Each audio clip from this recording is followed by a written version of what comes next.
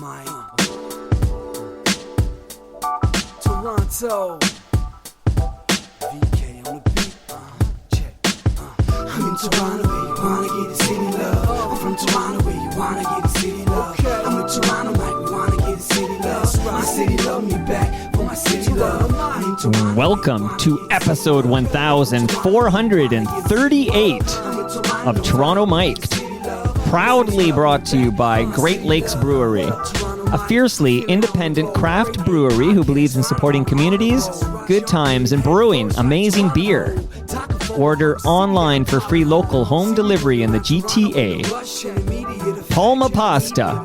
Enjoy the taste of fresh, homemade Italian pasta and entrees from Palma Pasta in Mississauga and Oakville. RecycleMyElectronics.ca. Committing to our planet's future means properly recycling our electronics of the past. The Advantaged Investor Podcast from Raymond James Canada.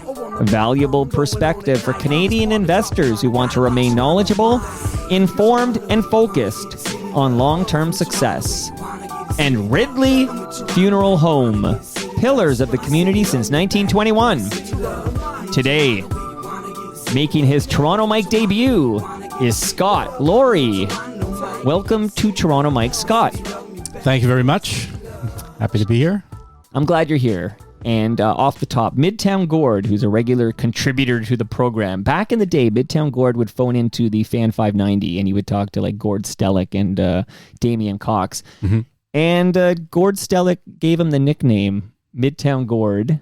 And this is now his handle. Like Gord said, it is so, Midtown Gord. And Midtown Gord's been a great supporter of this program. Midtown Gord says, I met Scott at Queen's Park last year when us education workers were striking. He puts in parentheses, protesting.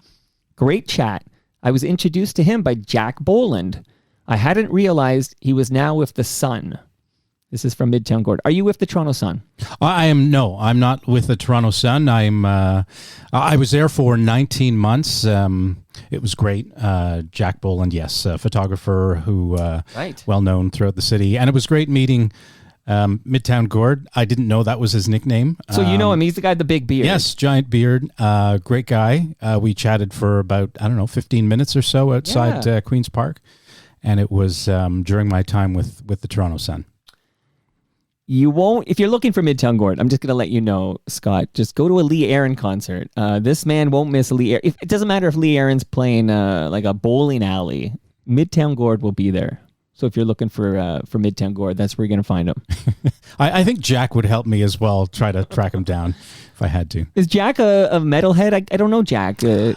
Jack is, no, I wouldn't describe him as a metalhead. I just know him as, one of my pillars of support over the last couple of years because while I was at the Sun, we basically worked together almost every day. And he... one day a couple of years ago said, hey, you want to play hockey?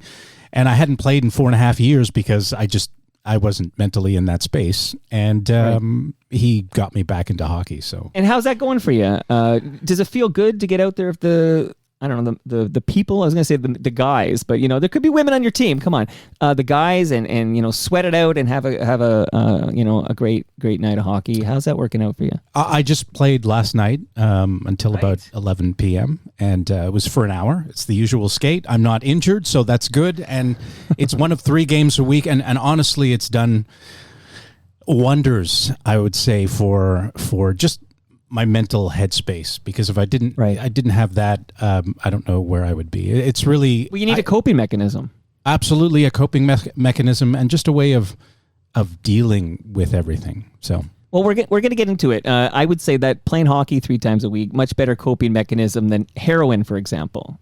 It's much better for you. I can't say I've ever considered or tried that. Hockey's good enough. Gets the blood going. Okay, good for you. Do you play with any rock stars? Are there any celebrities on your hockey team? To me... or you're the celebrity? No, they're all celebrities. I mean, it's anyone who's, reached a certain age who's still playing hockey at, there's one of our players on Sunday who's 76. Wow. And we play at 9 o'clock in the morning. And every time my alarm goes off on Sunday, I think I can't not go because that guy's 76 and he's our goalie and he's going to be there. So, and goalies are very, as I know from my men's league back in the day, the beer league, goalies are everything, right? Like if you don't have that goalie, the game's going to suck. Absolutely. Absolutely. They are the essential pillar of the games. They're the Raymond. Sorry, I was going to say they're the Ridley Funeral Home of hockey players. They're pillars of the team. You got to have that goalie here. Yes, Scott, stick with me. I'm going to teach you a few tricks here. Okay, so let's go back before we. I'm going to read a question from Hamilton Mike that's going to introduce the real talk here. But when did you realize in your life, Scott, that you wanted to be in news media? Like, did you have this epiphany in high school? When did you realize this was the career for you? I think I was about 14. Okay.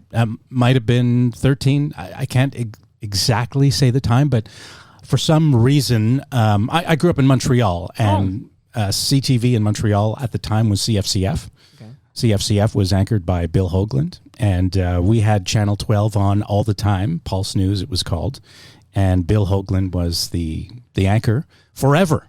And right. I could not stop watching Bill. And one day I just decided I want to be Bill Hoagland. I want to do that. Right. And so, not long after that, I had a paper route delivering the Montreal Gazette. And, at the time inside the newspaper, there were always little world briefs, little snippets from around the world. There were maybe 2 or 3 sentences. And I would basically, take one of those world briefs or a few of them and pretend that I was an anchor. And I would look down at them and try to remember what the 3 sentences were and then look up and say them like Bill Hoagland. So it was way back. Well, this is like many a hockey play-by-play person has started by, calling fictional games in their backyard or their basement or whatever. Like, so you're just playing the role of anchor. Right. Exactly. That's when it started. I was about 14 years old. Okay. And, those memories stick with you, they don't just go away. And then eventually I got to work with Bill, and it was just completely just awe-inspiring to meet him. And then I worked with his son, who was a fantastic editor and sound person. And it kind of went full circle there. What brings you to Toronto? I was in Montreal with CTV for about 5 years, and then CTV started up a news channel, and a couple of years into the existence of news channel, that was about 97. Right. A couple of years into news channel's, lifespan, I figured, well, I'll try my hand at anchoring, and, I'll fill in on Christmas, once and see how it goes. And it went okay. And then that sort of led to moving to Toronto and taking on part-time anchor. Well, it sounds to me like you were playing in Springfield, and then the capital city tapped you on the shoulder and says, you're getting the call, right? I still belonged in Springfield. Is that because you haven't? I just had a guest, Stu Stone, and we went on a tangent where he disclosed to me this imposter syndrome that he had, because he's like, he feels like he's a bit of an imposter in all the wonderful things he's done with his career. But you must have felt like you belong in the big smoke here. Like where does News Channel come out of? Toronto? That's where I belong. You know what? It probably took me about a half a decade to really feel comfortable in the role. Right. Like for the first couple of years, I thought, oh my goodness, what am I doing? I mean, this is just not, it's not working out, right? And you just keep at it. And, I think about 5 years in, I thought, okay, I think I'm sort of getting the hang of this. Have you always worked for CTV? Like was your first media job at CFCF? No. My first job was actually here in Toronto.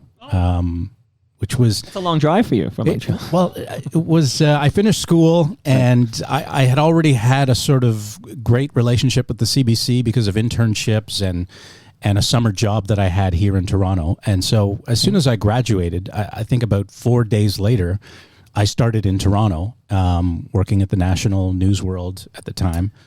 Well, that's pretty good to graduate and then 40 days later be working there. That's a pretty pretty sweet happening. It was literally 4 days, and Wow. and I moved here, and I for a while because I was making the big switch from Montreal to Toronto. Yeah. I didn't know anything about the city really, and for a while I was living at Neil Wysick, the Ryerson student housing, right? I know whereabouts it is. for Yeah, sure. I was living there for a couple of months before I could find a place to live, and that was my first job. I did that for about 4 years here in Toronto, and then I started anchoring locally here. But because I didn't know the city, the way somebody who was born here does, I thought, it'd be better if I go back to Montreal and do local reporting there because I know the city. Like, And to pronounce Strawn as Strawn and not Strachan or something like that. I remember once I said Etobicoke. Yeah, okay. I said Etobicoke, That's a and rookie mistake. the anchor leaned into me on that one, and I was like, I moved here like 5 minutes ago. Like, that says Etobicoke. You're right. You don't know these little things that you just know from osmosis, having lived here. All these little quirks and quirks. I always bring up Strawn because you're now an FOTM, Scott, friend of Toronto Mike. So welcome to that esteemed fraternity. But another FOTM is Al Strachan, who was on Hockey Night in Canada for many years. Absolutely. And it's spelled like, I bike Strawn all the time when you're going to Trinity Bellwoods or whatever from the waterfront trail.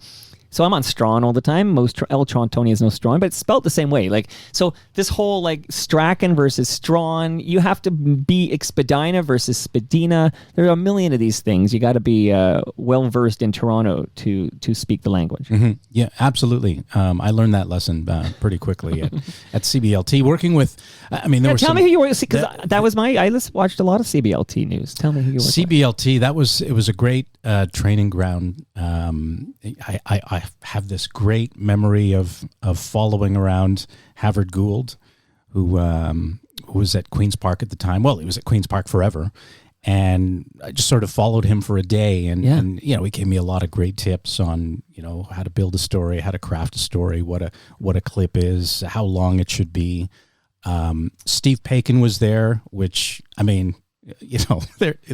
it was practically my co-host on this program, Steve Paikin. He was honestly, everyone at CBLT was nice. Everyone, okay? Steve Paikin was golden. And he gave me one bit of advice. He said he was, he knew I was very new at reporting. And he said, listen, when you go out and you're doing your story and you're talking to people, always do an on camera. Even if you don't use it in editing, always do an on camera. And that just stayed with me. It was just the whole practice of being on camera and being comfortable. And that's a great tip, I think it was fantastic. Picking more than just a pretty face. I'm learning this now. Yep. Okay. Any more names you want to drop from these years you spent at CBLT when you first came here? Bill Cameron. I loved Bill Cameron. The shout out to Ridley Funeral Home. Lost him far too soon, but what a great broadcaster. Great person as well. I mean, he came over from, at the time was the Journal, and then it switched to Primetime News. He came over from the Journal, and he was the anchor for a couple of years, something like that. And again, just great advice. Somebody to look up to. It was a great experience working with. Taken from us far too soon. But there was a guy I would have loved to have got Bill Cameron on Toronto Mic'd.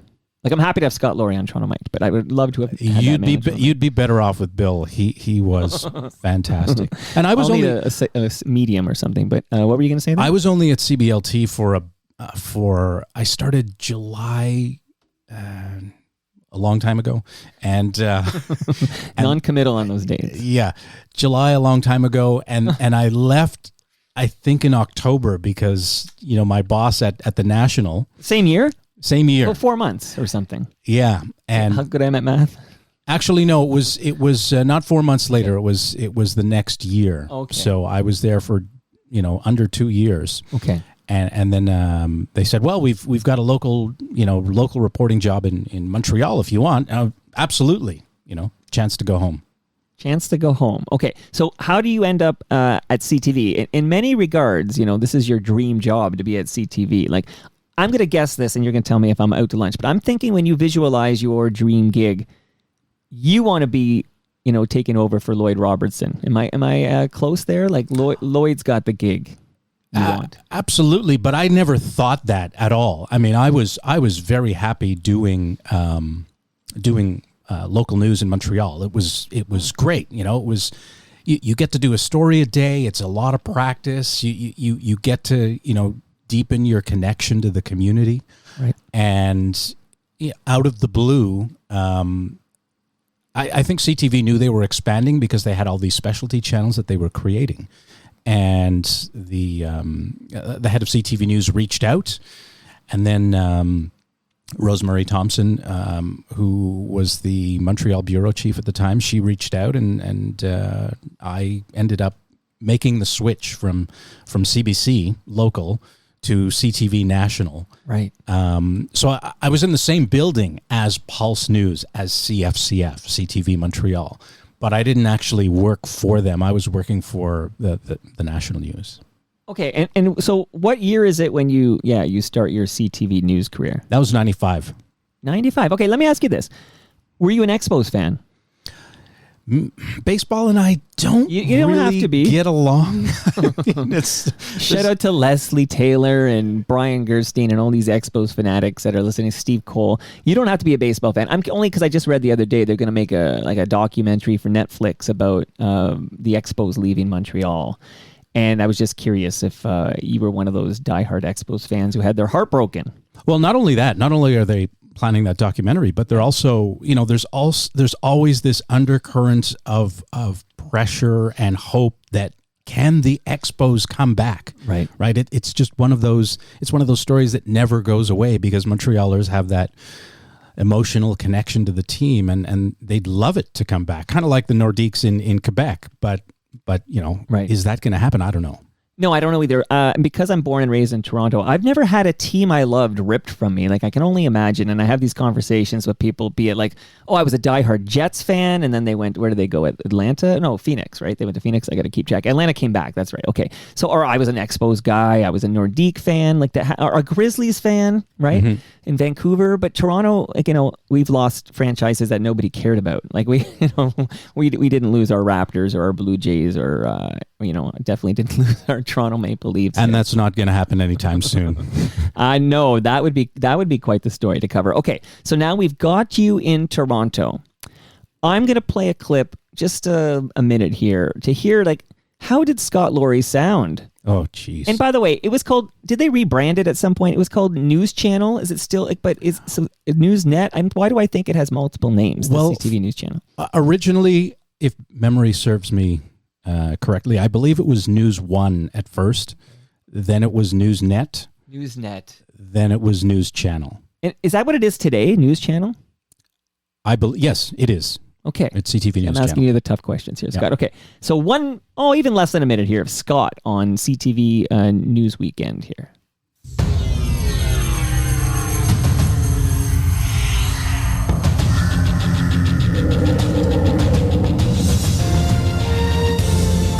Right now on CTV News Channel, down to the wire, U.S. lawmakers prepare to vote on a historic health care bill.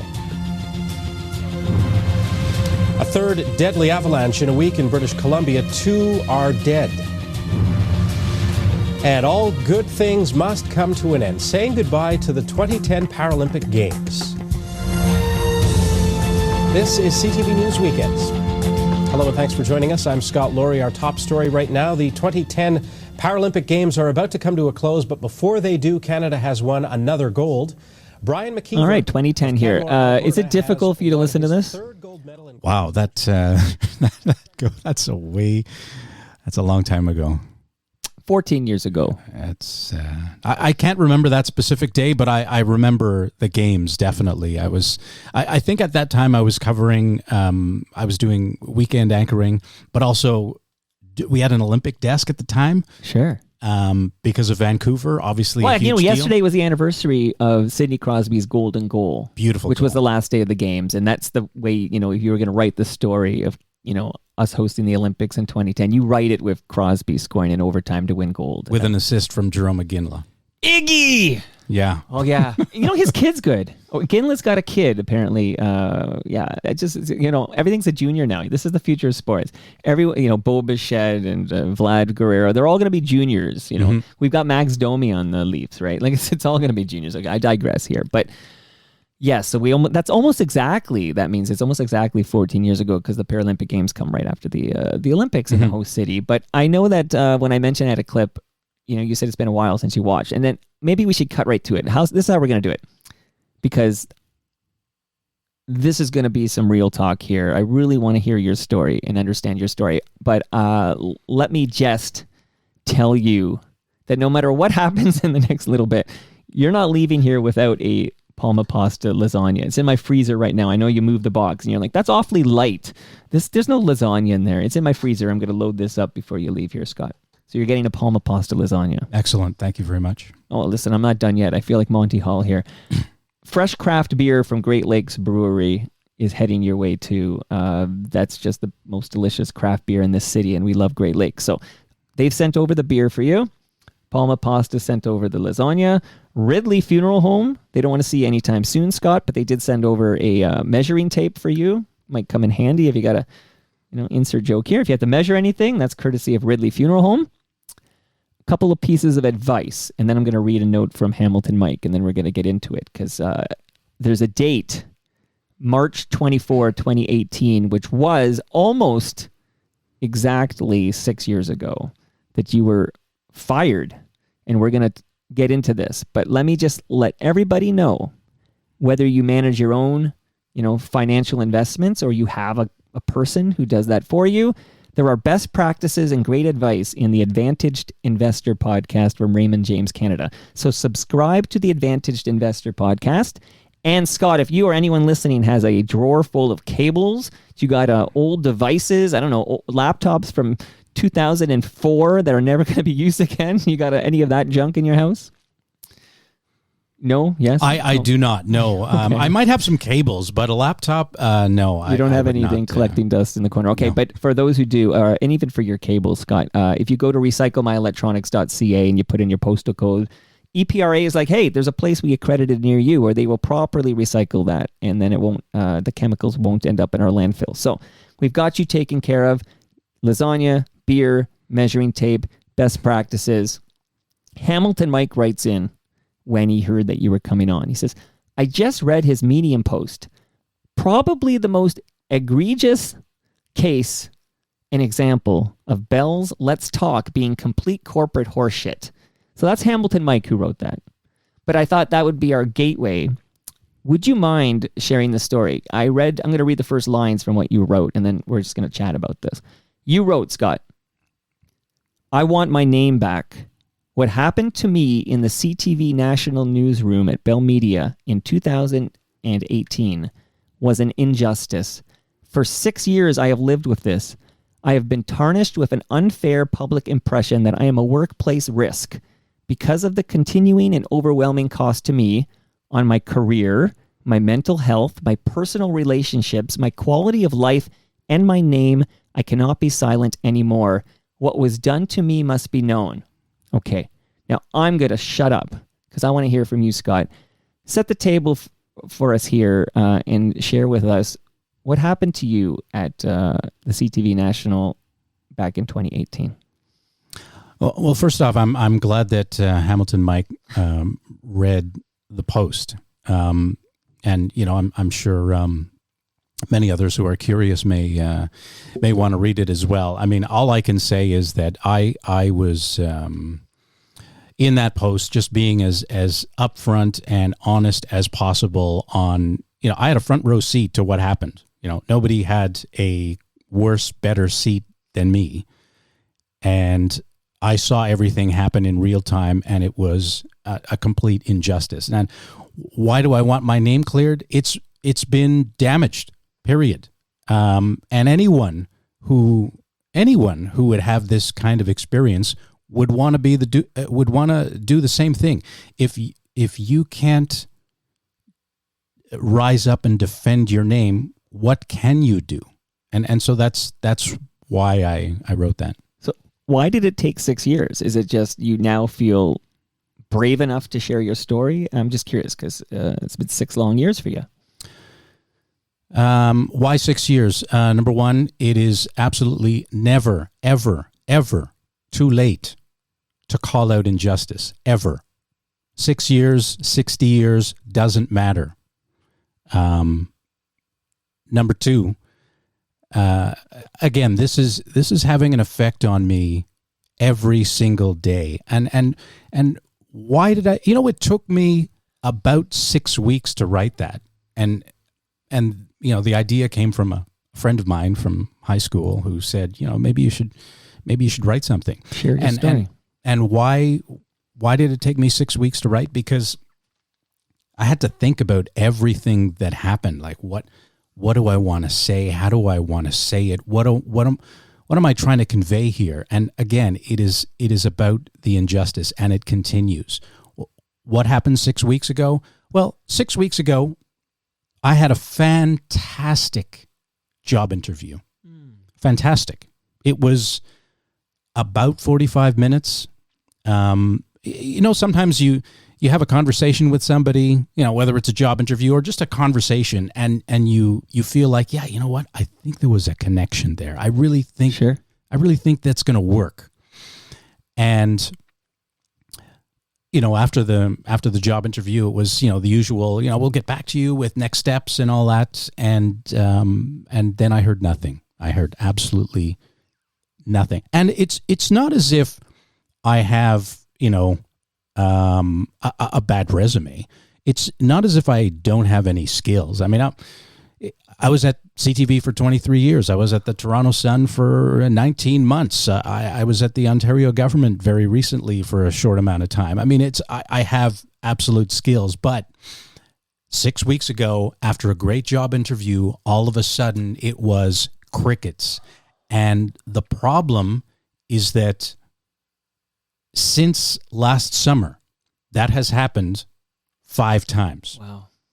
5 times. 5 interviews, 5 panels, 5 great connections, crickets. And there's only one reason why.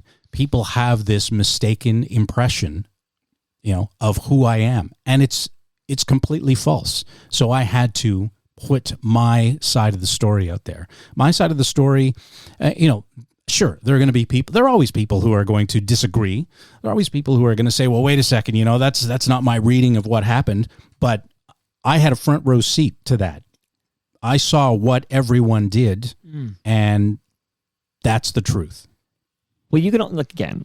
My approach to this, and actually, it's interesting. This is Bell Media only because years ago there was a News Talk 1010 reporter named Amber Giro, and she wanted to share her story about racism that she experienced in the 1010 newsroom. So she was working this is back when they had a newsroom at 1010. They don't have one anymore, but that's a whole different conversation. But Amber came over. It was episode 115, if people want to hear, and she shared her story. And I just did a lot of listening. And then when I had, questions about the narrative and stuff, I asked my questions, which I will do here now. But you, Scott, you're telling your story. Scott, you were there. I wasn't there. I'm very interested in walking through this because, you lost your dream job at the CTV National news there. And maybe you can start to share the story that you shared on your Medium post there. And then when I have questions, I'll pipe in. But just so people listening can understand, like why is there, and I'm going to use this terminology, why might there be like a bit of a stink on you? Like, it's like people think, oh, don't hire Scott Laurie. It's trouble because of what went down in 2018. Like, share your truth now, best you can, and then I'll try to stay out of your way until I have questions. Okay, so strangely enough, this goes all the way back to about August of 2017. And 2017, yeah. We were, at the time, the Invictus Games were going on. Okay, they were Invictus Games here in Toronto, big deal, big production, TSN. Prince Harry. Yes, Prince Harry, the romance, everything. It was just big news on it was a sporting event. It was a People magazine event. It was everything. And, we had regular updates on the Invictus Games. Right. So one day we were doing a live hit with Brian Williams from TSN. Of course. Amazing broadcaster. And the time, Scott, as we talk now, is 10:19 Eastern. Exactly. So we're doing a live hit with Brian Williams, and honestly, it was for that entire hour. We started at 6, and we were going until 8, which was our usual run. Yeah. And from between 6 and 6:42, and I'm not making that up. It was between 6 and 6:42. We made 6 production errors, just errors, right? Things that didn't go well, and it really came to a head during the Brian Williams interview. We were interviewing, I think he was downtown in Nathan Phillips Square, and it was a gong show. It was almost like, wow, CTV can't do television anymore, right? It's like when you were watching Rogers 10 back in the day, and youngsters were cutting their teeth in how to put together a production. Yeah. So the show is just a disaster, and I was not happy. And I emailed one of the senior producers saying, we should take more pride in what we're doing. And they asked me what's going on. I said, well, look at the tape tomorrow. And they did. And then they had a conversation with the producer, and the producer did not like me after that, because I called out her work. You escalated. This is a woman, this producer, or, right? Not that gender matters, but just if I'm going to genderize her. So they basically they didn't like that you escalated to like a boss, that they didn't do a good job on this live hit. Oh, but it was terrible. Right. It was. I remember at 8:00 when we finished that run of live news, and I walked into the newsroom. Everyone asked me, "What happened at 6?" I was like, "I don't know. Right? I just don't know." But because I called out somebody's work, right, they were then mad at me. They were just mad at me, and so that was that was in August. Okay, August 2017. Right. I forget the date exactly, but it was August. Excuse me. Then a couple of months later, one day we're in the newsroom. We're covering a story. It was a Sunday evening. We're covering a story about a police news release that went out from TPS, basically saying, hey, we're looking for this woman who ran this not cosmetic surgery, but cosmetic procedure clinic in the basement of her home. Well, like Botox injections. And all manner of things. Fillers. Right. And so the police were looking for the woman who ran this clinic. Mm-hmm.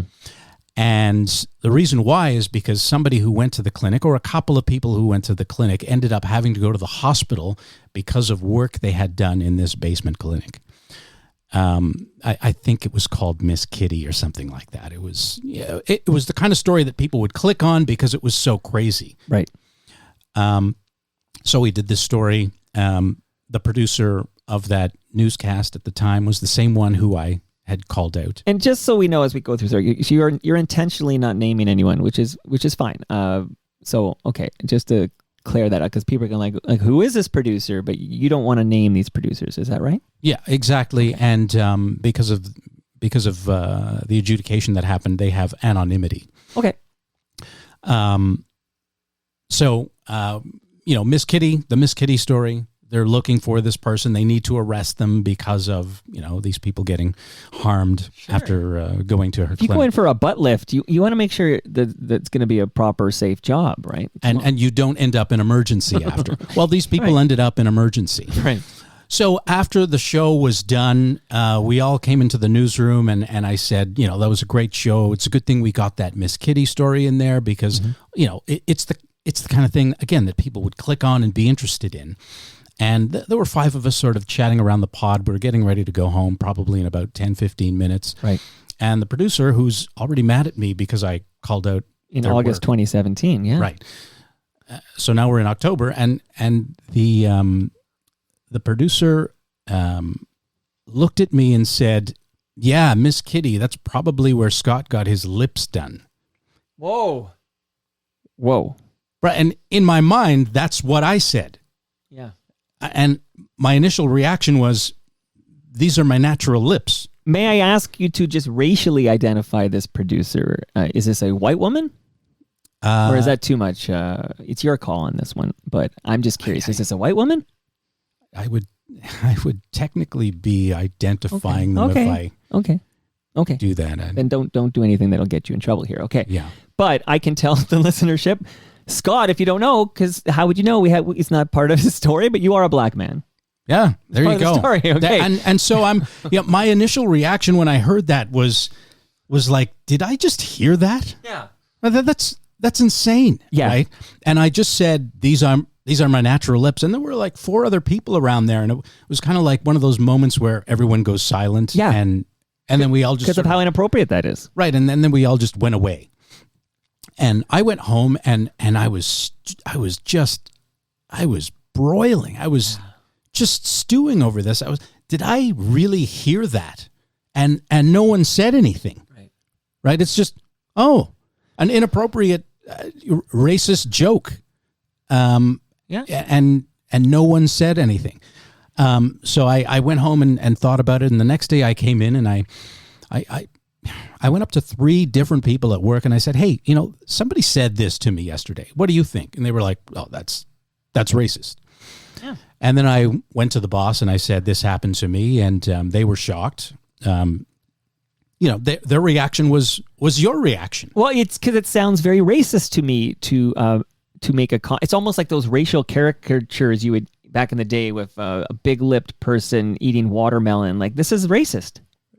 Exactly. And that's basically what I was subject to. And a lot of people don't know that. They have no clue that happens, right? They just know, Scott's got this major stink around him. No, there was a whole series of events that led up to this. Right. And that was the racist remark that was made in the newsroom. And I complained and this person got in trouble. And I was so mad about it that I insisted I do not want to work with this producer again. I do not. And it took me 3 weeks to convince my bosses to move this person. Originally it was, well, she apologized. No. I don't want to, I have grown up my entire life, facing remarks like that. Right? From the time that I was in Montreal growing up in an English guy in a totally French neighborhood, I have heard everything. And at a certain point, it's almost like the comment that just broke my tolerance. And it was like, no, I am not going to sit on a CTV News anchor desk and have a producer in my ear who I know can stoop to that level and say something like that. And so I insisted that I did not want to work with them anymore. And it took 3 weeks for them to finally move her. And there was a whole song and dance. I mean, they tried to move me. And I said, well, I'm not going to be inconvenienced because of somebody else's... You shouldn't be punished. Right. I'm not going to be inconvenienced because of somebody else's racism. I'm not going to move. You move them, which they did. Well, about 3 days after they got moved, bunch of people in the newsroom went out for a beer because everybody was talking about this. Like, nobody knew exactly what happened, but they just knew, well, something happened between Scott and the... Anyone who's worked in any office, forget newsroom or any other office, okay, if it was in front of colleagues that she made the comment about your lips, this producer, and therefore, everybody is sharing this story immediately through either instant messenger or let's go for a coffee. You won't believe what happened today. I really don't know. Well, I know. Okay, Scott. It spreads pretty quickly. I don't know what the conversations were, but what I do know is that a group of people went out for beer about 3 or 4 days after the producer was finally moved. Right.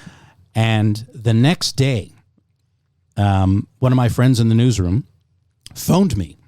Which he never does. He phoned me and he said, hey, listen, I don't know what you did, but a whole bunch of the producer's friends in the newsroom said at beer yesterday that they're going to get you. Right? They actually told him that they were going to get me. And they did. Like revenge, essentially.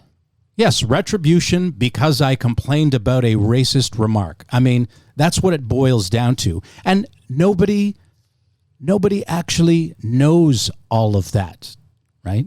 And that's why I spelled it out in what I wrote on Medium. And I'll speak because I'm not a black man. I will never know what it's like to live life as a black man, but I absolutely know how to listen, and other people tell me stories. I mean, I've heard people who have been pulled over for DWB.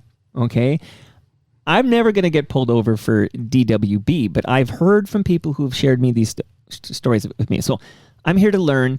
But in your lifetime, you're bringing baggage with you because it sounds like you've experienced racism in your lifetime because you're a black man, and you have that baggage with you. So now that you're in this dream job, a very professional setting, right, the CTV newsroom, to have like a bigoted statement like that thrown at you by this producer, it's not something you can laugh off and just go,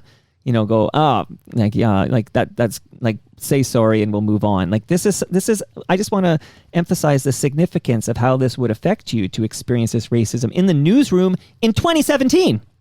Yes, exactly. And I was measured in how I dealt with it. It took me 24 hours to figure out, I am going to go to the boss and say something. And then I was just not happy with the apology. It was just, no, I'm not. Again, as I said before, I was not going to have somebody in my ear giving me editorial direction during the show every day for 3 hours who I know can say something like that. And their friends wanted to get me. Okay, I have questions about this. So essentially, this producer we're not naming who made these comments about your lips there, she's got this, I want to call it a clique, only because I had read pieces about when Lisa LaFlamme was let go, there were pieces suggesting that there was a clique. And I'm wondering, so there's almost, would you say that's an appropriate term? Like a consortium of colleagues who were going to, stand up for their friend who had been, slighted by you and get you. Well, that's exactly what happened. I think she was moved, November the 22nd. My friend called me the next day. Her friends went to the boss to complain about me about 4 days later, maybe 5 days, and apparently this was not retribution, right? Of course it was. And what's stunning is that no one recognized that. Absolutely no one recognized that this was retribution, especially, and I didn't know this until much further on in the process, but one of the people who came forward to complain about me was the same producer who made the racist remark. I mean, if that doesn't raise red flags with managers, I don't know what would. So I'm curious, again, I wasn't there, but you were there, Scott, but you got this, we'll call this person Deep Throat, okay? You got the call from inside the room that they're conspiring against you. Was that the message you received? So this ally of yours in the newsroom was giving you a heads up that this group of people were upset about what happened to the producer friend, and they were going to get retribution and get revenge on you. And then you're saying it was only days later that complaints were levied about you, which well obviously I'm going to have to ask you soon what these complaints were, but complaints were levied against you. And one of the complainers was the very producer who was had her her projects aligned not to work with you because she had made a insensitive racist remark. Am I right? Exactly. Okay, correct me if I'm ever wrong. I just want to get this right. They came forward. I didn't know they had come forward. I was totally unaware. I mean, this was, the beginning of December. January rolls around, and my friend ally in the newsroom, Deep Throat, right at the beginning of January of 2018. Okay, right. Weeks have gone by, right, since he warned me. Right, weeks have gone by, and I remember sending him an email one day, just randomly saying, "Hey, whatever happened to this group that was out to get me?" And he wrote back, "I guess that blew over." Right, and that was January. What I didn't know is that at the time, there was an investigation going on into me, right? It's because of these allegations against you, right? And it started in December. It rolled into January. It rolled into February. It went on for 3 months. They did an investigation for 3 months, and Yeah, sorry. I'm sorry for interrupting. Is now a good time though to share with us what were these claims that they were making against you? So how many people made these claims, and what were these claims about you? 2 people came forward initially in December.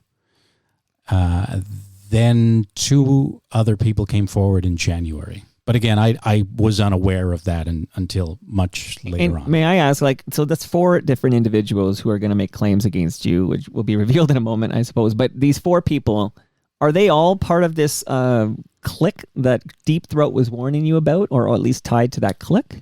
Well, I don't know if he knew exactly the extent of the clique or the group, but he knew some of them. Absolutely. Okay. All right.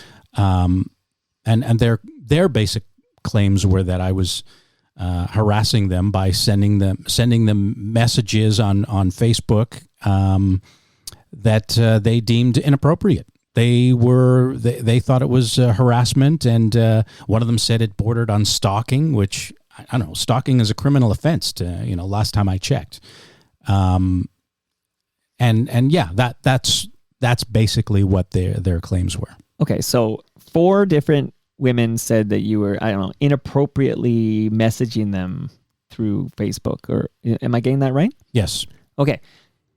I mean, I have to ask the obvious question, but were you sending messages like, your ass looks great in that skirt today? Is that the kind of stuff? I know, I'm asking. I have no idea. I wasn't there. No. Okay. No. And right. Put it to you this way. Yeah. Just so that we're clear on this. Yeah, please. The investigator who was taking in the complaints, right? The investigator looked into it for 3 months, and at the end of 3 months, she wrote, this is all in my Medium post, but she wrote a 2.5-page email to her boss, someone in Bell. It's not like a Bell Media person. This is Bell. And the 2.5-page email, basically the conclusion was, it's not harassment. It's not vexatious. The women do find it harassing. So I at the end, it was something like maybe we send them on a course or something like that. Sensitivity training. Right. That was her conclusion.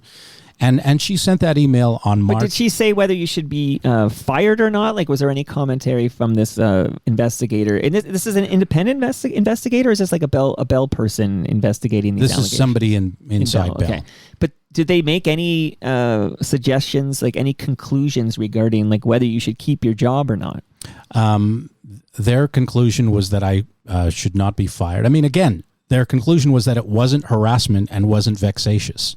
I have to Google vexatious, Scott. I'm sorry. I at the time I did as well, just to be clear on it. But I was again shocked to learn that email even existed, right, because it took a couple of years before we had that document. Okay, I'm going to read though for people as dumb as I am. Okay, so causing or tending to cause annoyance, frustration, or worry. So this investigation said it's not vexatious, so it's not causing or tending to cause annoyance, frustration, or worry. Just throwing it out there. Okay, so in fact, that's a good thing she wrote there for you. Right, and she wrote it on March the 8th. This is roughly 3 months after the people come forward. So it's not as if they looked into it for 5 days or 5 hours and came up with a conclusion. She read pages and pages of Facebook messages, and again, this was her conclusion to her boss on March the 8th. Yet, on March the 22nd, I met her for the first time. Okay. I met the her. Investigator. Yeah. Okay. So her conclusion to her boss has already been made. On March 8th. Right. She meets me on the 22nd. Okay. She changes her mind the next day for whatever reason, and suddenly I get dismissed the next day. So you're fired on March 24th, and then you meet the investigator on March 22nd, and you did you get a copy of this report or whatever was submitted to? I did not know that existed until about a year and so later. Okay, Scott, very interesting. Okay, Did you ever get a copy of this? Did you ever see what was written on March 8th? Because March 8th, 2018 is when this investigator submits her conclusions. Right. I only knew that document existed in April of 2019 in the middle of the adjudication because we asked for documentation. Wow. And, her one official email to her boss basically cleared me. Exonerated you, and again said it was nothing vexatious and did not constitute harassment. And her conclusion at that time, March 8, is that you should not lose your job. But then you're telling me you actually met with this investigator on March 22nd. Did you meet like one-on-one? One-on-one for about 3 hours, and it was 2 until 5 p.m.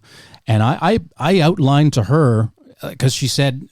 She told me 2 people have come forward and this is what they're claiming, and just give me your version of events, and I gave her my version of events, and as soon as I heard the names, I thought about what my ally told me, that Deep Throat, right, somebody's going to quote unquote get you, and it matched up. It was, and I said, hey, this is they're basically seeking retribution because I made a racist or a complaint about a racist remark. Now, hindsight being 2020, and this, for all I know, this is haunting you. And thank goodness you have the hockey every 3 weeks, because we're going to find out how this has affected every you. 3 days. Every 3 days. Every 3. I meant every week. You play 3 times a week, right? So every 3 weeks, you need more than that. But do you now look back and say, man, I shouldn't have met with this investigator alone? Does any part of you say you wish you had a lawyer or some kind of representative present? I just feel like whatever happened in that March 22nd interview, you one-on-one with this investigator, she changed her mind. And I mean, it sounds like after that meeting, she's like, we should dismiss this guy. Like they deemed you a liability somehow. I don't. That's my speculation. I really don't know how she changed her mind. And at the end of 3 hours, she actually said to me, it was about 5 minutes to 5 on that Thursday, and she said to me, well, thanks, Scott, for coming in on your day off and meeting with me. And actually, there was one other person there. It was from corporate security, which I found it odd that they need somebody from security there. I mean, it's not like I'm... Maybe that's like standard practice. Yeah, standard practice. Yeah. Yeah, I don't think it was a Scott thing. So at the end of the 3 hours, she said to me, you've given me a lot of homework to do, right? Because of what I basically told her what I just told you. Hey, this is about retribution for me making a complaint not that long ago, and this is why all of a sudden you have these people coming forward. And I got the impression that she was going to look into it, right? I gave her the name of my friend who told me, hey, somebody's out to get you, and I don't know what they're going to do, but they're planning something. I was under the impression she's going to circle back to the ally in the newsroom. She's going to look into, the history between myself and the producer who made the racist remark. None of that was done. It was basically all of a sudden the next day, things just switched, and I have absolutely no idea why. Okay, for a little context here, if we look back to 6 years ago, this is pretty hot and heavy Me Too era stuff. Like this completely, is, right, absolutely, it was dominant. Right. Absolutely. I remember. Well, of course, Harvey Weinstein, and then you had Kevin Spacey. There was a whack of Patrick Brown. Yeah, Patrick Brown, absolutely. You're right, absolutely. And even in America, you had, Matt Stone? I'm getting these names mixed up now, so maybe I'll stop talking because I can't remember. Matt Lauer, that's the guy. Okay, there's a Stone out there somewhere. But this is where conflation happens. I'm going to get back to conflation later when it talks about all these interviews you've had lately where it sounds like it's going good in the interview and suddenly cricket. So we'll get back to that and I'll tell you my conflation theory. But they let you go on March 24th, 2018 in this Me Too era after whatever you said on March 22nd and then whatever this investigator did after that. So the quick question I have is, do they sever you fairly? Like do they properly sever you for your time spent working for the company financially? No. Okay, so now I had a guy, so you know, there's a guy named Mike Stafford who has been here, who worked 20 years for Chorus, and then he actually, on an internal chat, he used the P slur for people of South Asian descent. And he was doing it in a way that was, he was trying to say Doug Ford using that in this joke internally. Bottom line is he didn't use asterisks. Like he spelled out this P slur. And he was fired, and he got $0.00 from Chorus from his 20 years. And he now has a lawyer, actually, thanks to his appearance on this podcast, which is a whole different story. But are they saying you were fired with cause? Yes. Absolutely. That sucks, man. Okay. And what doesn't make sense is that why would you have an investigator do 3 months of work, right? You know, you put in all this time talking to everyone, and then you make a conclusion that basically says, "Hey, it's not what we think it is. It's not harassment." And then within 24 hours, it changed. It just changed for whatever reason. Yeah, I'm just processing it all right now, because it's, even though I read what you wrote on Medium, and people can go read the words that took you 6 weeks to write, right? So there's your chance to edit and make sure you're being clear. Where now, you know, I'm not going to edit this, Scott. So it's like now you're having this live conversation. So people should read the Medium article that you wrote, which is easy to find. Hamilton Mike found it right away. But I'm still processing this. So did you fight for severance? Were you able to extract what was owed to you after having so many years working for CTV News? The first thing I did after this happened, well, I was in shock. I mean, it didn't make sense. All I was thinking was, I made a complaint about a racist remark, right?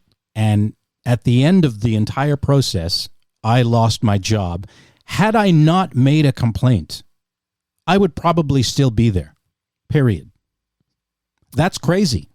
It's crazy when you hear it lined up like that. But what's happening, I'm speculating here, is HR is not tying these two events together. Like, they're treating them as two mutually exclusive events. You would not have to be that much of you don't have to be that gifted to really realize that, man, if all these people come forward all of a sudden, including the producer who made the racist remark, you don't have to be a genius to figure that out. I'm with you, yeah. Now, you don't need to be Columbo is what you're telling me. Or I'll go with Mike Logan on Law & Order. I'm an OG Law & Order guy. Detective Mike Logan would have figured this out very, very quickly. But okay, so speaking of canceled, he got canceled, that actor. And just, anyways, he dies, and I could go on about what happened to the actor who portrayed Mike Logan, but he's Mr. Big on Sex and the City. If you're curious, really, okay. Yeah. I thought he was just called Big. By the way, isn't it Mr. Big, or is it just Big? Maybe you're right. So there, they rebooted this show. It's called And Just Like That, and it's on Crave. But I don't know if you've caught any And Just Like That. I have not. I've seen maybe 3 episodes of Sex and the City. Is that it? Yeah. You weren't forced to watch that with I was forced. They were. Yeah, she forced me to watch 3 episodes, and I basically said, if there was a show about guys talking like this, right, it would be off the air. Isn't that called Entourage? I don't know. I didn't watch that. I didn't watch that. But I'll say this. Okay, so in my first marriage, my wife, I like to pretend she made me watch Sex and the City because it was a show she loved and we'd watch it together. And I'm now here to disclose for you. I feel comfortable disclosing to you, Scott, and before we get back to the serious business, we need a little break from the heavy talk. I'll just disclose to you that I secretly really liked the show. I liked this show. These 4 women talking openly about giving oral sex and about their lives and intimacy. And I actually totally dug it. So much so that I have a different wife now. Hi, Monica. And in this marriage, I'm like, do you want to try the reboot of And Just Like That? And I put it on for us. And all this is a long-winded way to say that I had heard Samantha, because Samantha had a falling out with the actresses. Look at how much I know about this. But Kim Cattrall had a falling out with the other actresses and did not want to participate in this reboot. So she's absent. They said, oh, she's in England. Oh, what a busy person. But I read somewhere she was going to make an appearance in the finale of this season 2. And I was like, oh, Samantha's coming back. This is exciting to me. Like, I'm not ashamed to tell you this, Scott. So I tune into this finale to see it. She literally phoned it in. It's just the actress Kim Cattrall playing the Samantha character. She's in the back of a cab or something, FaceTiming with Carrie and saying, sorry, I can't make your big party to say goodbye to the apartment. I wish I could be there. I love you. Bye. Like, didn't even step in the same room as these actresses. Maybe the falling out is not over. It's clearly. Right, I'm like, oh my God, they're probably, Samantha's coming back. No, she recorded something. She's just zoomed into this finale. And that's basically, I will appear on the show virtually. Yeah, I will appear on the show, but I will not be in the same room as any of these actresses. Yeah. But if the check clears, you'll get a video message from me that you can use, is what happened there. Okay. Kim Cattrall once dated Pierre Elliott Trudeau. I did not know that. Yes, there's a photo of them going to something. Yeah, a young Kim Cattrall who spent a lot of time in Canada. Okay. See, Scott, you never know where Toronto Mike's going to take you. But now I need to get back to this, I hope I can pronounce it, this adjudicator. So, okay, investigative process, 3 months. You meet with them a couple of days later. You're in a room. I'm guessing somebody's got a file. Someone from HR has got a folder, and there's someone there maybe from security. And like, you're getting the tap on the shoulder. Your services are no longer required. But they're like, go home, talk to your lawyer, whatever, and then whatever. But there's no severance here, which is an issue. So how does this get to an adjudicator? Well, unfortunately, I've become, quite up to speed on employment law matters, which I had to right away. Right. And in this case, when you're going to challenge something for unjust dismissal, and it's in the federal domain because Bell Canada is federally regulated, you have 90 days to file your complaint. 90 days. And if you don't file in 90 days, well, too bad. So I filed, and then once you file, they send it to mediation, which, they try to mediate. And if that doesn't work, then you go to adjudication, which is like hearings with witnesses. They call people. It's like court. It's like court, but just a step below, because you're not actually in a court. You're not in a courthouse. Right. And we did all that from January 2019 until the ruling in July of 2020. Okay, so I have a quote. This is from your Medium article. So according to you, Scott, the adjudicator wrote, I have serious concerns about the manner in which the investigation was conducted.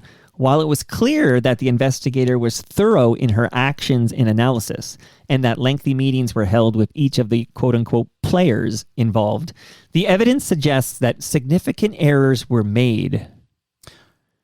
Right, and those I included in the Medium essay 3 quotes from the adjudicator that have that same theme. Right, about doubts, how the investigation was done, how it ended, right? Because there were questions of, well, the main question was, how did you investigate for 3 months? Sorry, come up with one conclusion, and then suddenly it changed in about 24 hours. Right, that was the question, and there was no real strong explanation for that. It just,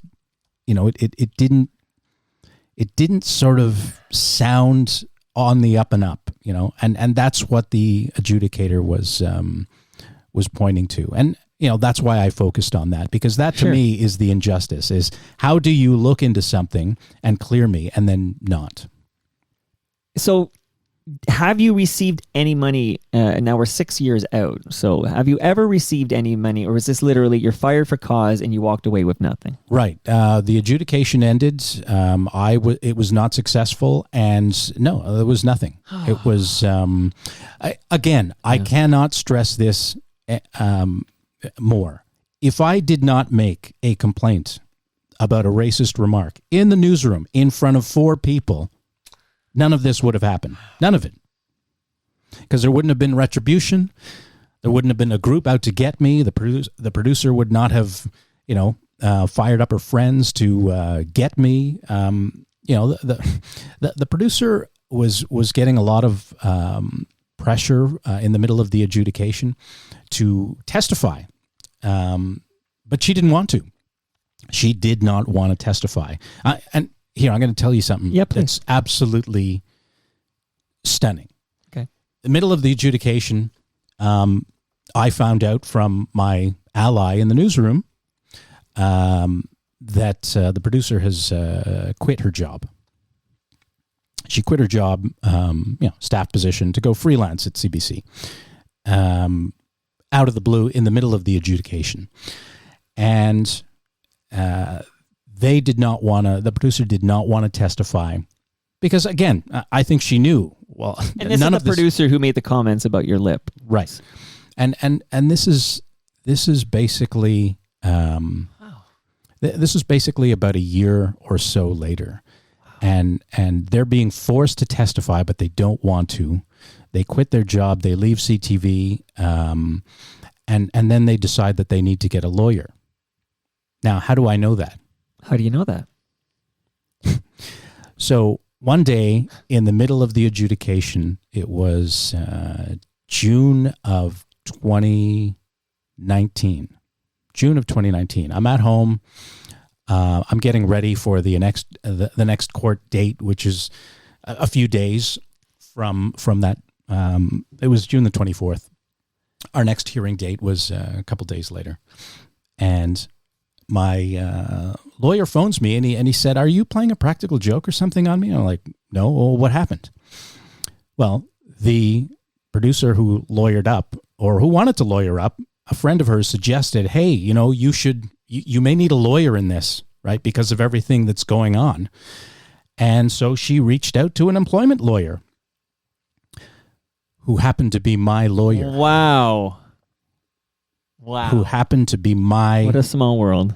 I don't know how many employment lawyers there are in Toronto, but to send an email, and it basically said, "Hey, I have an employment law matter. I need to, do a consultation." Sure. One of my colleagues got fired for sexual harassment. He's fighting for his job back. The employer wants me to testify. I don't want to. I need some independent legal advice. What do you charge for an initial consultation? The last line was, there are some complicating factors. Wow. We received this email. We had to produce it. We had to give it to the adjudicator. Yeah, disclosure, whatever. To say, "Hey, your witness," who, they eventually just subpoenaed her. They subpoenaed two of their own witnesses. Their witness reached out to my lawyer to get help. I couldn't believe that happened, but it did. Now I'm glad we kept names out of this. Okay, so that was a good call on your part. So, wow. Okay, so this is out of an episode of Columbo or something. There was no email in Columbo. It would be a snail mail signed arriving in the post office there. Okay, so I don't want to belittle any women in this story who felt sexually harassed, but when this behavior of yours that was deemed non-harassment in that March 8th email from the investigator, there's no sexual. They're not sexual in nature, right? You said these are just. I'm just curious about, because all these women who say they got these messages from you that eventually led to your dismissal, which sounds like it sounds like sexual harassment is the cause that they used in order not to sever you fairly. So, because you don't have to sever someone, I suppose, in that situation. But exactly. These are not sexual messages to women in the newsroom, right? Well, an investigator looked into that for 3 months and said that it wasn't. Right. Until either she changed her mind or was told to change her mind. I'm not sure which one it was. So, are you able? So this adjudication ruling that is against you, did you have an option to appeal that? You do. The problem with appeal is you get, when you initially challenge an unjust dismissal, one side wins, one side loses. Nobody pays anybody's costs. Right. When you appeal, I believe you have 6 months. I could be wrong on that, but you have a short window in which to appeal. Right. And my worry was, number one, I wasn't in a union, right? So a union wasn't playing quarterback on this for me. It was me. And I could appeal and risk losing surprisingly again, and then have to pay the costs of BCE. I mean, they're hiring $800 lawyers, right? It is you use the term $800 an hour lawyers, right? Right, because that'd be a bargain if they ended us. The in your Medium piece, you called it David versus Goliath. I mean, and that's what this would be at that point. The pockets of BCE are rather deep, and I don't know, yours don't sound as deep. That's again. That was the fundamental didn't appeal. The fundamental reason was it was risky. It was also just financially impossible. I mean, I was carrying this on my own.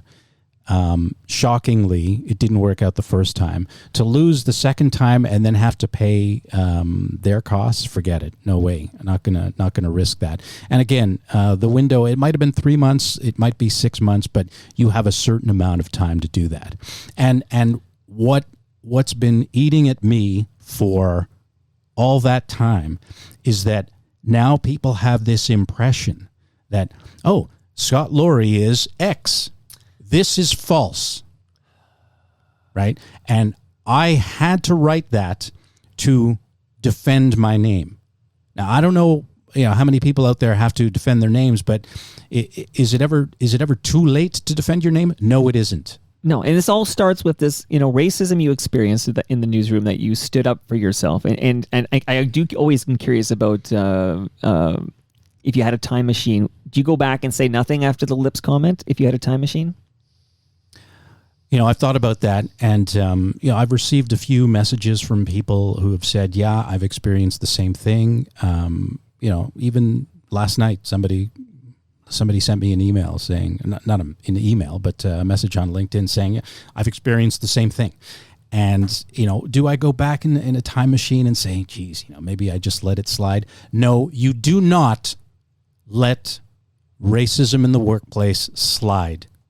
And had my bosses taken it seriously, and then realized that, oh, wait a second, there's retribution now because of this, which wouldn't have been that difficult to do. Yeah, but this wouldn't have happened. I think the most valuable lesson I learned in my professional life was in my first full-time job, when I had the moment where I learned and I realized the epiphany, if you will, that HR does not work for you. Like, HR exists to mitigate risk for, well, in your case it would be for BCE, but for the ownership. So you see, I had never gone to HR in my life. The only time I had gone to HR probably twice at Bell Media, and it was for the employee share plan, right? That was it. Right. That was the only time I had ever gone there. Right. And it's just, why would I not go and make a complaint when somebody is absolutely being racist? Do you know the name Hal Johnson? So Hal, from the workout guy. Participation. Yes. Yeah, with his wife Joanne. So he came on Toronto Mike, and he shared a story. This is before Bell Media owned TSN. So before Bell Media was the owner. But at TSN, which is now a Bell Media property, he was applying for a job, and he shared his story about how, I'm going to use his terminology here, but they already had a black guy. Like, it was basically, he didn't get the job because they didn't need another black guy. This is Hal Johnson's story, and it's that was the 80s and before Bell Media owned the story. But I did just share off the top that there's a lengthy conversation, and I haven't deleted any episodes of Toronto Mike, so you can hear Amber Giro talk about the racism that she experienced in the 1010 newsroom. But this shit's still going on, and what's bugging me in this story is similar to how I felt with Mike Stafford. Again, all different story completely. Mike Stafford, how he was treated by Chorus, but I felt he was done dirty, and that Chorus got away with not having to pay him any severance, and it bugs me to this moment I'm talking to you now. But your story there, if they had let you go and severed you fairly, the way the law works, as I understand it, is, they don't need a reason to let you go if they sever you fairly. Like, I think they could fire you at any time for any reasons. If they, so in the Me Too era, even though this investigator said this is not harassment and you shouldn't lose your job, right? It's easier for them to just say goodbye to Scott and then cut you a check. But they didn't do that. And that's pissing me off right now. And I think that you tying it to you stand up for yourself because of the lips comment, and I'm glad you stood up for yourself, except your story is a cautionary tale. You know what? I as crazy as this sounds, I might have stood up for myself a little too strongly in the middle of this entire process, right? When I was pushing to have the producer just moved off the show, right? There were a couple of meetings between my bosses and HR, and at the very last meeting, it was almost as if they were trying to convince me, come on, it wasn't racist. It was just a joke. And then my boss said, actually, in the middle of that conversation, as they were trying to convince me that it wasn't racist, I had it, and I said to the three people that were there, I said, you know what, if one other person in this room besides me were black, you'd understand why I think it was racist. And my boss said, you're not playing that card, are you? Oh boy. And your boss is a white person. But in front of HR. And I was stunned. It was like, what universe are we in where someone is going to say that?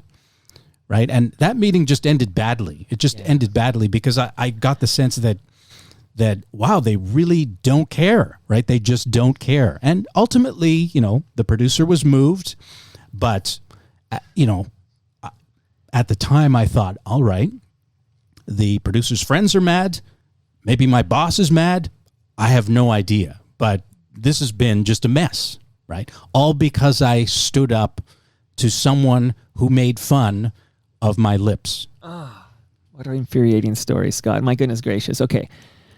So let's bring it to the current day here. So we're 6 years removed from you being fired from your dream job there at CTV News. And as you disclosed off the top, you've been interviewing for jobs. So why did it end for you at the Toronto Sun? Was this just a contract that expired, or?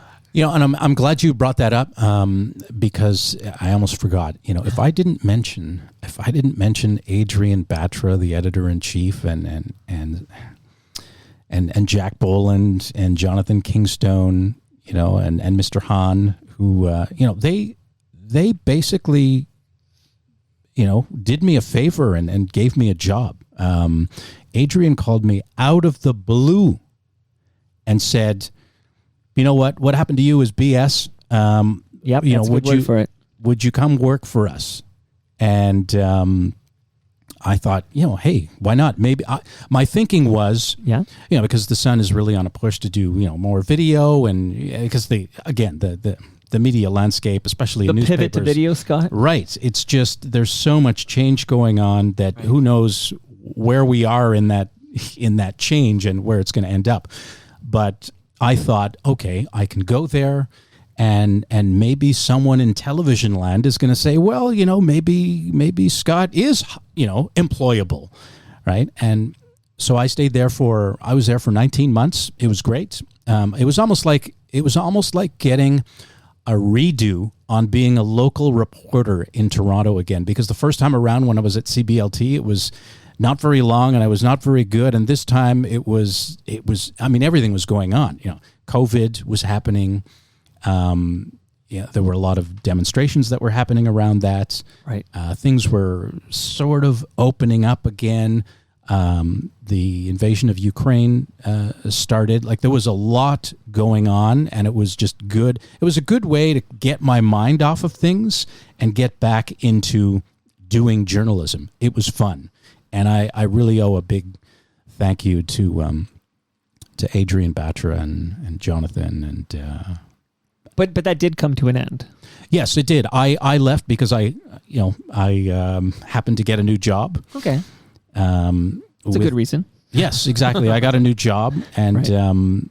it was short, and here we are. Like, I'm now looking for work again, and again, because throughout this entire summer that we just went through, right, 5 interviews. Great. I mean, there were fantastic interviews, and it was just nothing.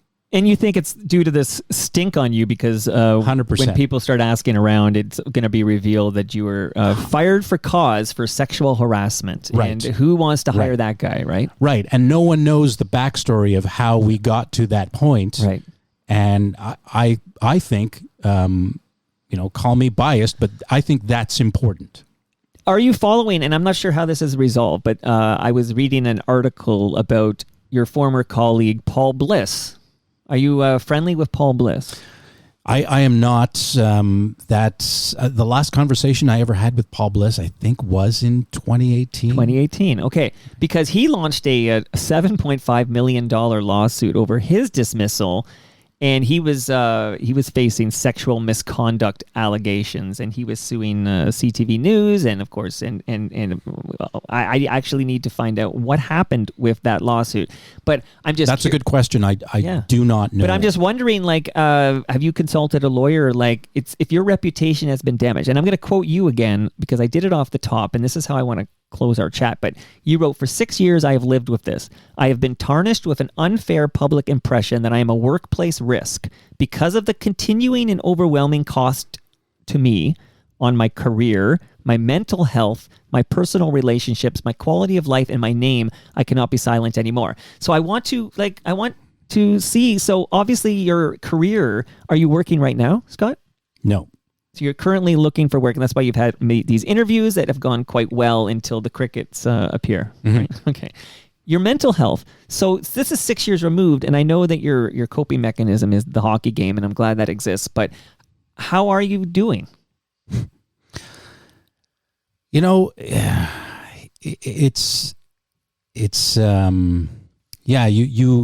live with something like this every day, and it's you think, what if this and what if that, and and how am I doing? Well, I'm trying to get through every day, one step at a time, basically. And my original plan was just keep applying for work, something will come through, and it got to the point where I'm not sure. Yeah, I mentioned 5, but since 2018, I've probably applied for thousands of jobs. Thousands. I'm not kidding.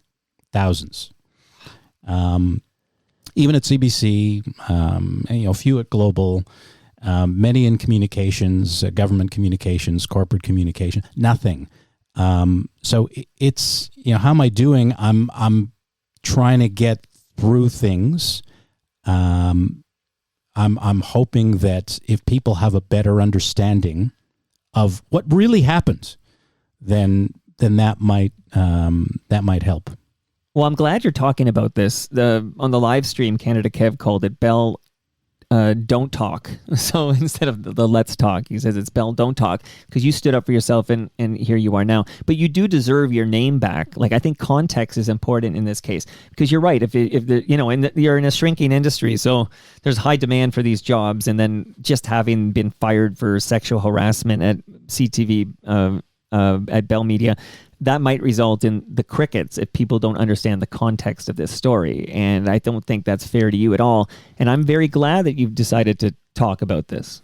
Well, just yesterday, one of my acquaintances, Facebook friends, told me exactly that. I mean, that she was very happy that I decided to come forward. And about a year and a half ago, that person reached out to me just out of the blue, completely.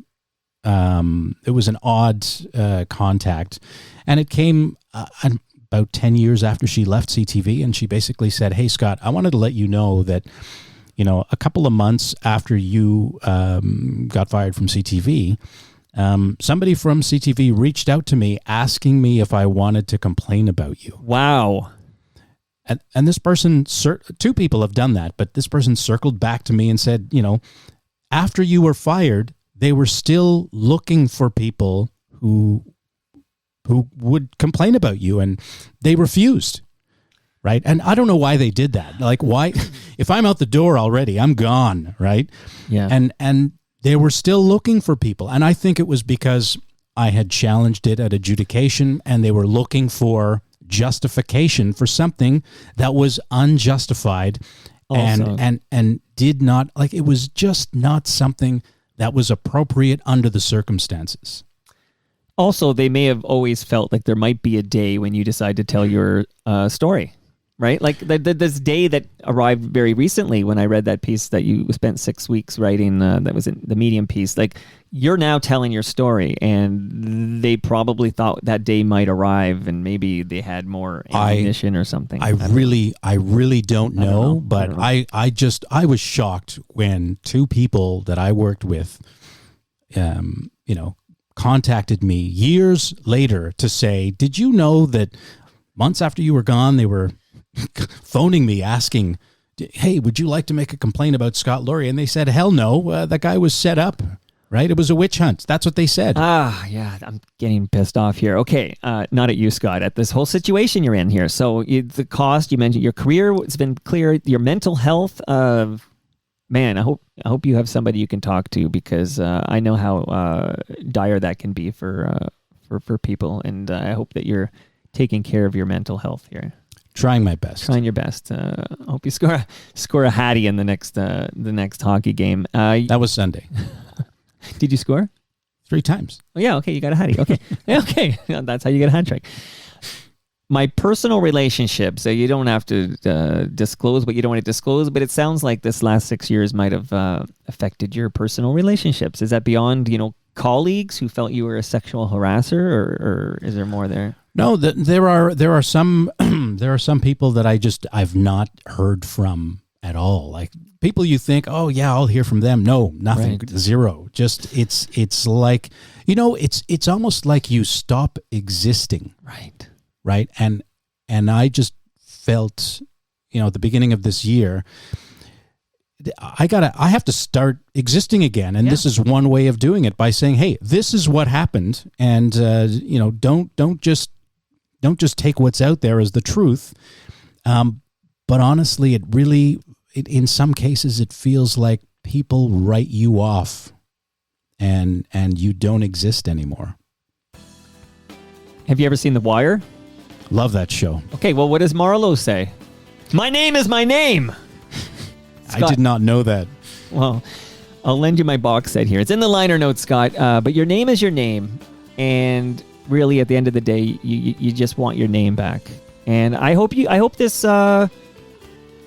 get your name back, and I hope we stop hearing these crickets. Because what I watched, you're great at what you do, and you stood up for yourself when a producer made a racist remark, and I respect that. And I respect you sharing your story, and I'm glad we got to meet here. It was worth the drive. You're getting the lasagna, the beer, and thank you for the real talk, man. Thank you very much. And I hope it all works out. We'll get you back for a sequel when things turn around, and I see you back. We'll get you back for a sequel and catch up with you. See you soon. And that brings us to the end of our 1,438th show. You can follow me on Twitter and Blue Sky. I'm at Toronto Mike. So, Scott, is there? I know you're on X, formerly known as Twitter, as at I think it's _ Scott Laurie. Do I have that right? Yes, that's right. Okay, is that the way you'd like people to follow your adventures and find out where you end up next? Yeah, I'm not as active on X as I normally would be. Good for you. Only because as somebody, it's a cesspool. As somebody once described it, it's a river of bile with the odd, nugget. No, well said. I'm going to borrow that line, actually.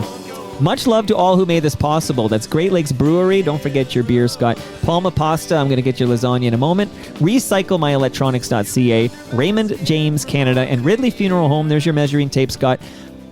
Tomorrow, I'm dropping a great conversation with Alfie Zappacosta about Tears Are Not Enough, the Pizza Nova jingle, and more. That'll be episode...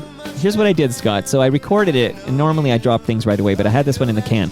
But I said, okay, 439 Pizza Nova. This is his jam. He sings that. He composes this thing. This is his jam. So he could be episode 1439. See how clever that's what's pretty going good. on here? Yeah, because you're 1438, and he'll be tomorrow. See you all then.